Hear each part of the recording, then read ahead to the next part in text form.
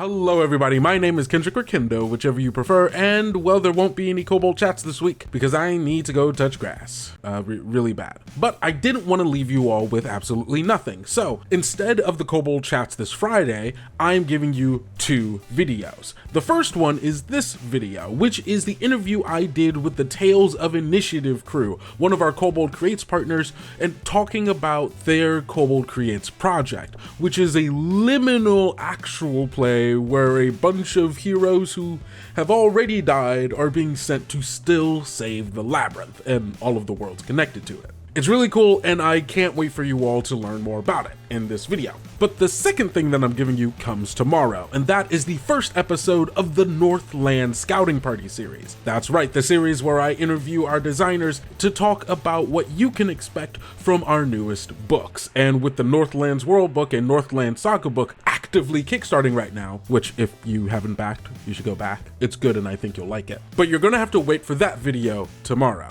So stay to watch this video today and learn more about the Labyrinth, and then tomorrow you get to learn about the Northlands. Or I guess if you're watching this afterward, you could just watch them back to back, watch them in any order, whatever you want. I'm not your dad. But without further ado, here is my interview with Melissa of Tales of Initiative. Thank you so much, me from the future, my future, you all's present, whatever. Hey everybody, it's Kobold Chats, and today I'm here with one of our Kobold Creates partners for 2025, Melissa of Tales of Initiative. Thank you so much for joining me today. Thank you very much for having me.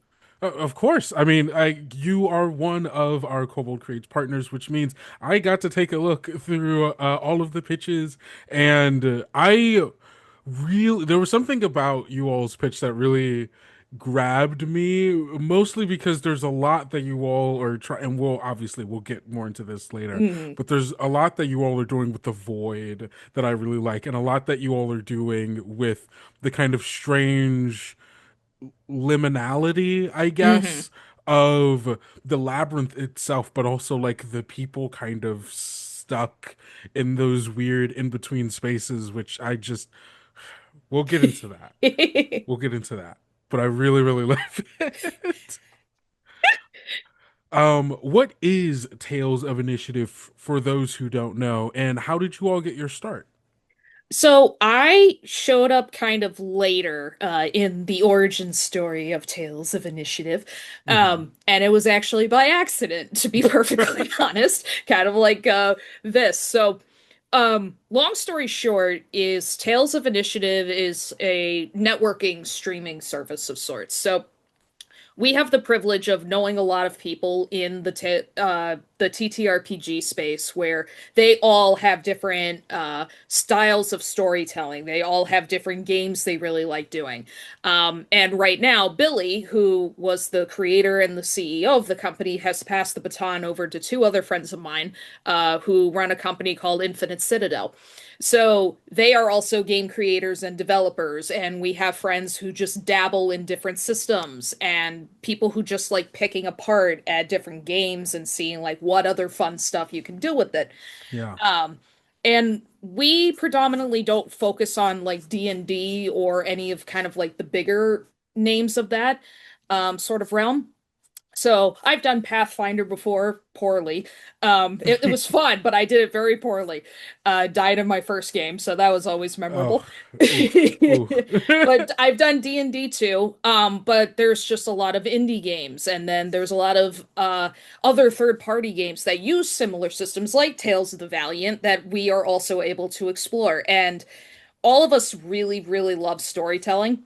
Hmm. And all of the people, all of the individuals that I chose for the actual play that we'll be doing have either participated with us before or have collaborated with us before, or through Tales I've made connections with and I've been able to engage more with them. Yeah. So for me, I came into the scene completely by accident. Um, so it's not this fancy, grandiose story of like, I had this big idea and I was able to just like pitch it and it just hit it. Um, Yeah. COVID started and everyone knows what happened with that. Everyone was stuck at home. No one was really allowed to go outside, or it was with very severe restrictions. and I was stuck at home. So I lived by myself at that point. I wasn't living with my partner at the time.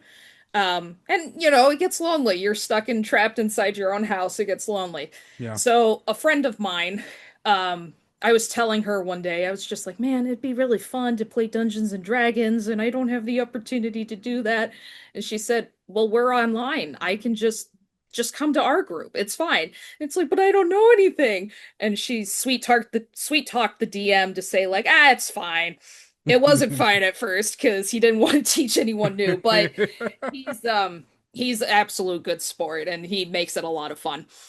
Flash forward maybe 2 years since the lockdown started. Same friend, same troublemaker, said, hey, there's another group that's looking to bring more players into their game. And I was like, okay, cool. I'll, do it. How do I talk to them? How do I get in touch with them? Oh, don't worry, you have to audition for it. And it's like, okay, well, I'm not going to be opposed to that. I mean, if they want to do a thorough check to see who is a good person to Right. add, that's Make sure the fine. chemistry fits. Stupid me. I show up to the interview. It goes great. I finish it. My friend messages me and she said, how'd it go? And I was like, it was fine. I mean, like, everyone was really nice. They asked a lot of questions. They were curious about it, about me being interested. And I thought it was great. She goes, cool. You realize it's for Twitch, right? And I was like, what do you mean for Twitch? And she goes, it's an actual play. You do it live on Twitch. And I was like, oh. Oh. So Oh. I just had this roller coaster of emotions. It was completely and totally by accident, like I said. Mhm. And honestly, it was a very happy accident because Tales of Initiative has really propelled me into more of the ttrpg space.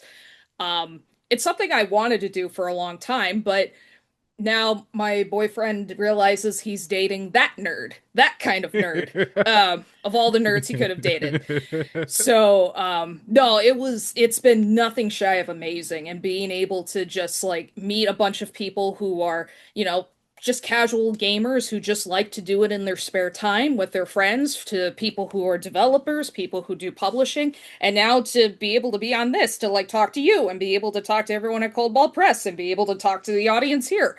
Um, Yeah. it's just been it's been a whirlwind, but it's been a very fun whirlwind to be able to even get to this place. So it's That awesome.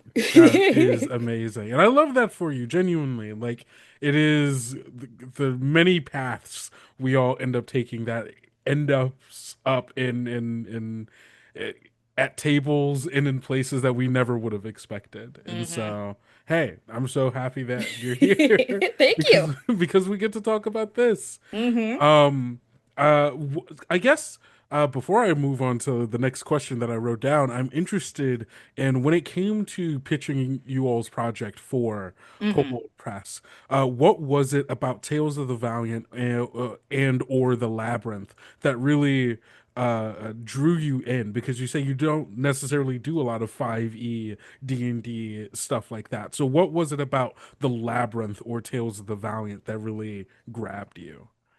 I really liked, for context, I do science in my main job. I am a scientist in training. Hmm. I work in pharmaceutical industry, so everything is very cut and dry, so to speak. Hmm.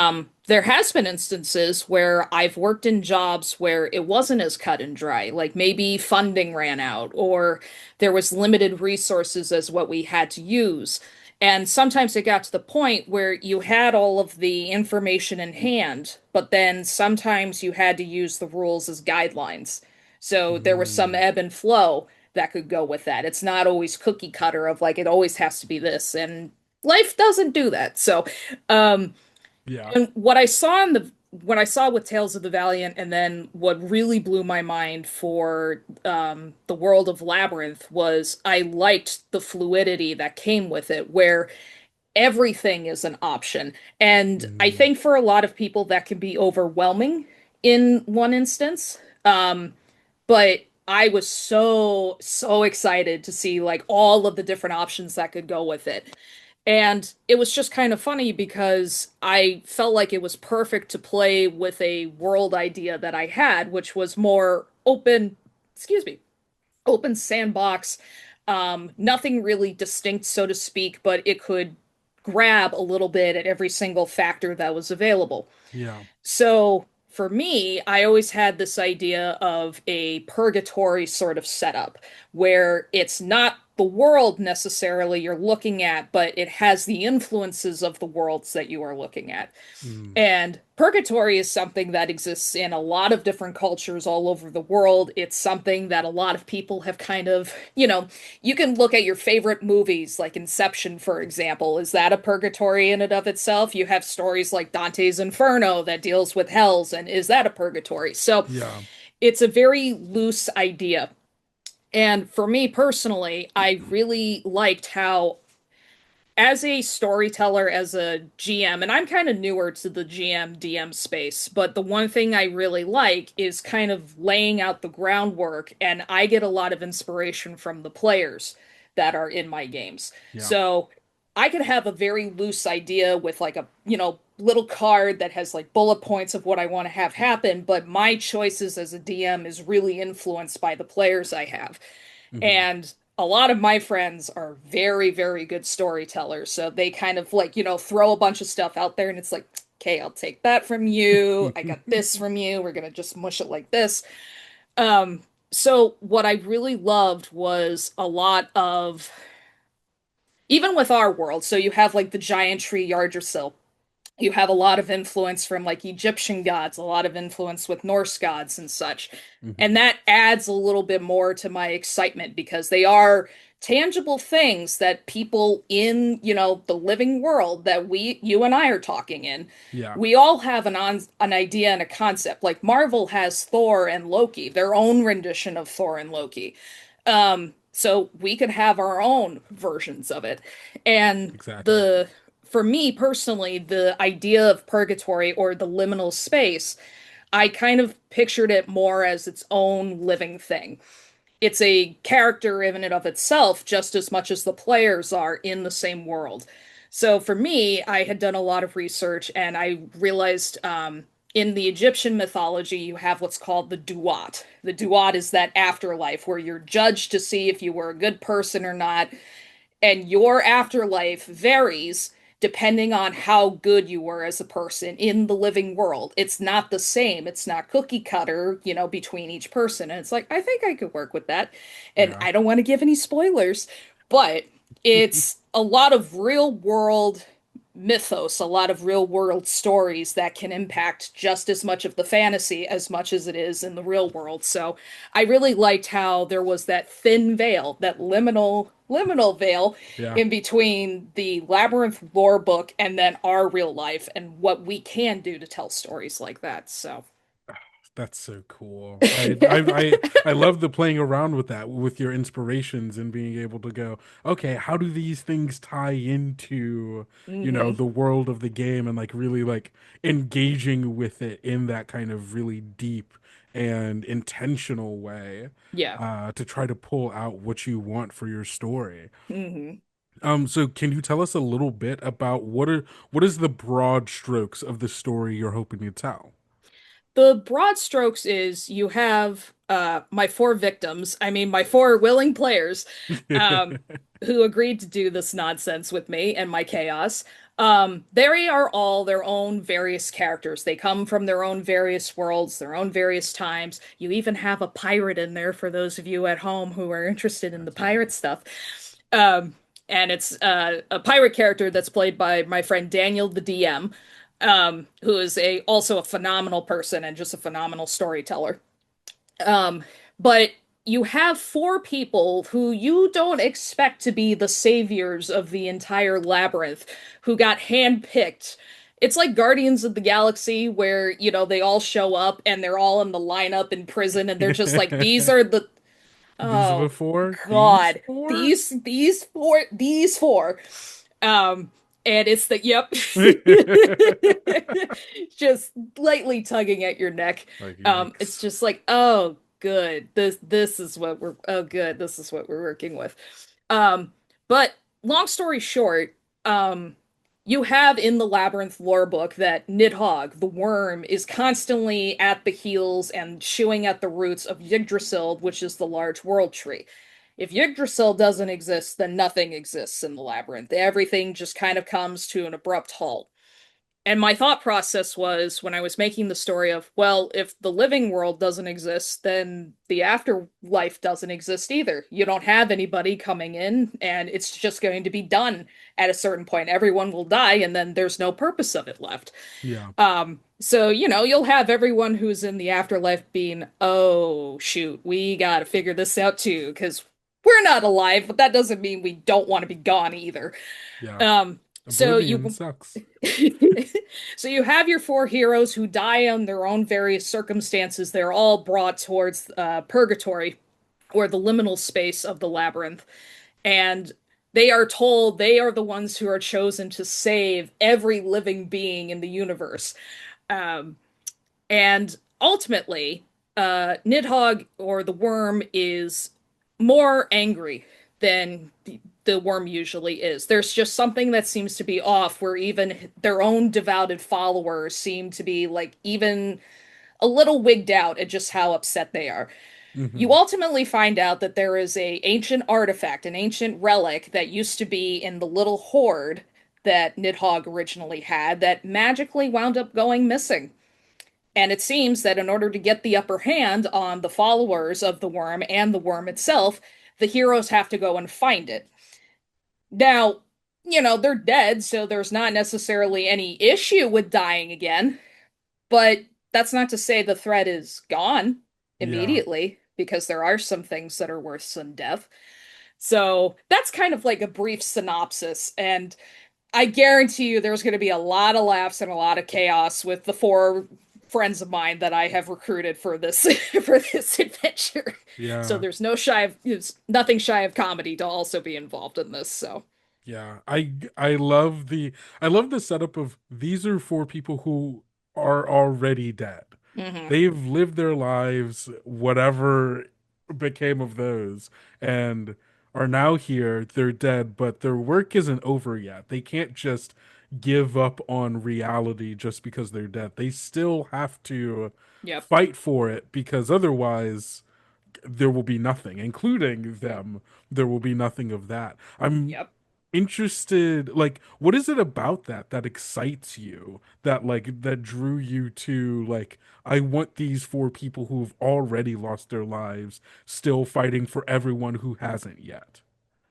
For me personally, when I first started with Tales, I got into the I don't want to say like the general sense of what playing D&D is like or playing ttrpgs is like, where Hmm. you have your hero or you have your band of heroes, you fight the big bad monster, you win in the end, and then like story's done. And I went to Gen Con actually this past year Hmm. for the second time. The first time I went to Gen Con, the one thing last year, the one thing that really excited me was not seeing all of the D&D books, like the hard modules like Strixhaven or the Giants one or Spelljammer or anything like that. Excuse me. What I really liked seeing were third parties that had their own versions of different books, their own expansions of different books.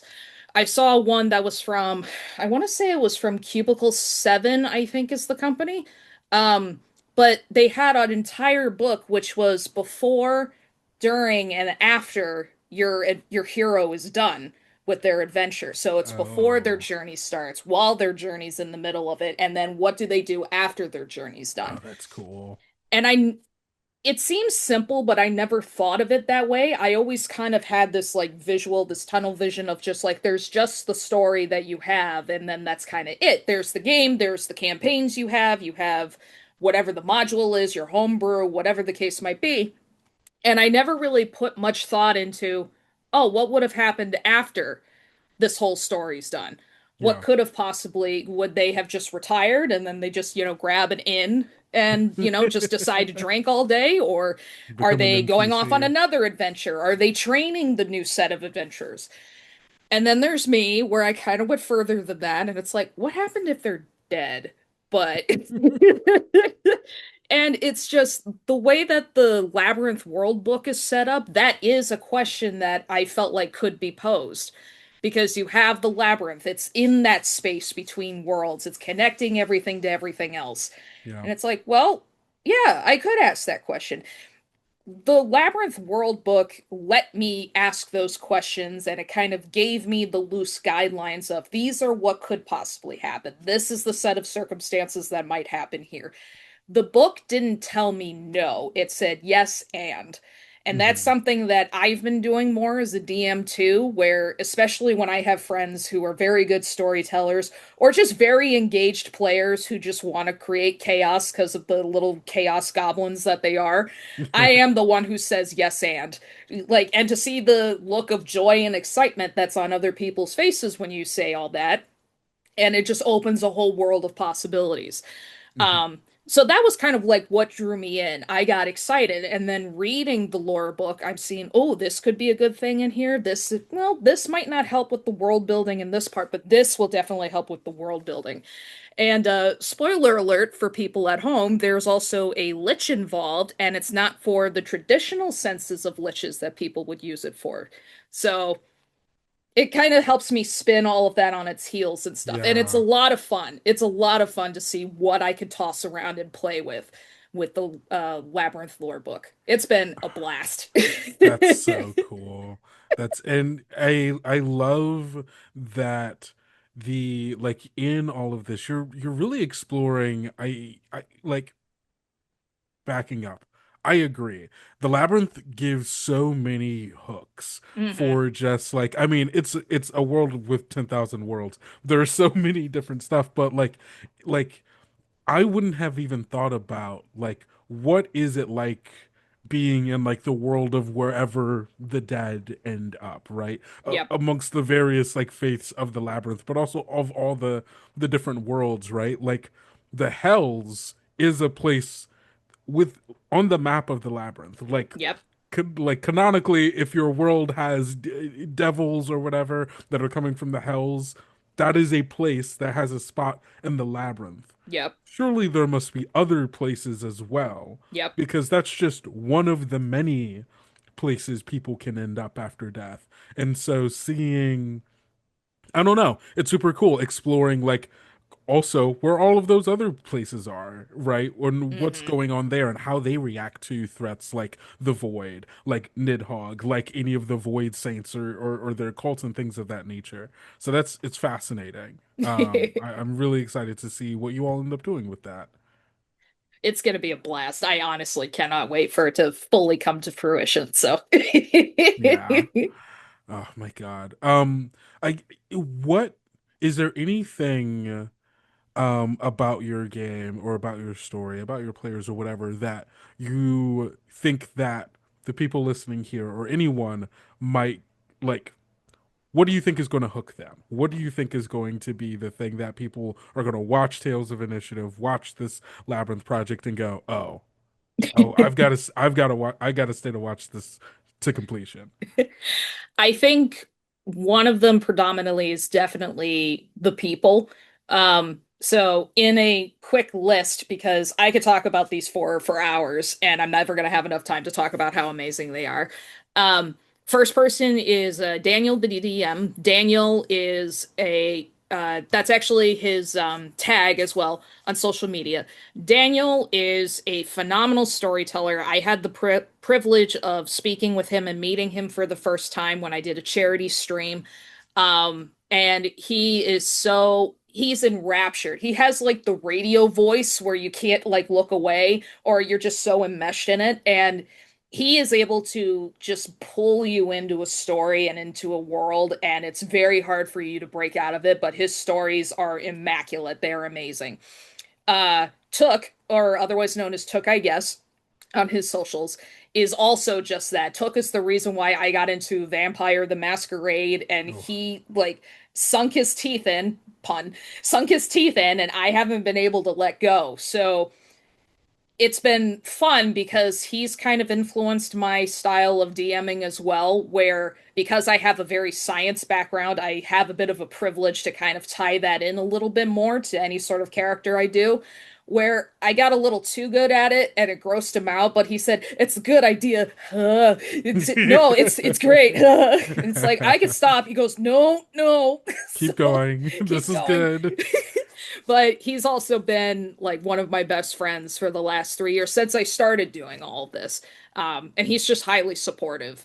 And then you have the Infinite Citadel crew, which is Conlin and Matt. So Conlin and Matt, oh my God, the two are definitions of chaos gremlins.